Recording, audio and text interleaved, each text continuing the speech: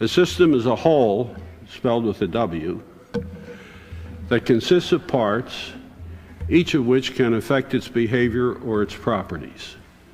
You, for example, are a biological system called an organism, and you consist of parts, your heart, your lungs, your stomach, pancreas, and so on, each of which can affect your behavior or your properties. The second requirement is that each part of the system, when it affects the system, is dependent for its effect on some other part. In other words, the parts are interdependent. No part of a system or collection of parts of a system has an independent effect on it. Therefore, the way the heart affects you depends on what the lungs are doing and the brain is doing. The parts are all interconnected. And therefore, a system is a whole that cannot be divided into independent parts. Now, that has some very, very important implications that are generally overlooked. First, the essential or defining properties of any system are properties of the whole which none of its parts have. For example, a very elementary system you are familiar with is an automobile. The essential property of an automobile is it can carry you from one place to another. No part of an automobile can do that. The wheel can't, the axle can't, the seat can't, the motor can't. The motor can't even carry itself from one place to another. But the automobile can. You have certain characteristics, the most important of which is life. None of your parts live. You have life. You can write. Your hand can't write.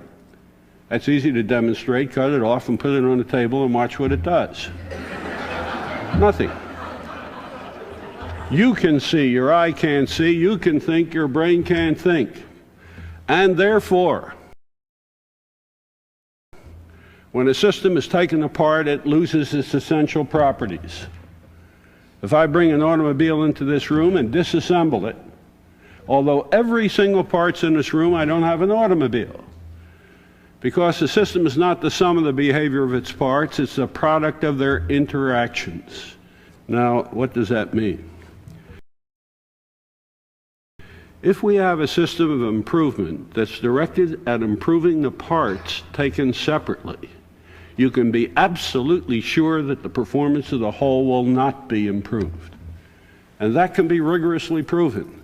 But most applications of improvement programs are directed at improving the parts taken separately, not the whole. Basic principle. An improvement program must be directed at what you want, not at what you don't want.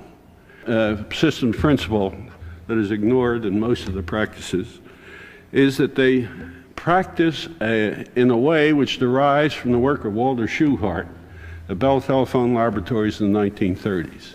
Shewhart developed statistical techniques for determining defects. A defect is something that's wrong. Now, this should be perfectly obvious. When you get rid of something that you don't want, you don't necessarily get what you do want. And so finding deficiencies and getting rid of them is not a way of improving performance of a system.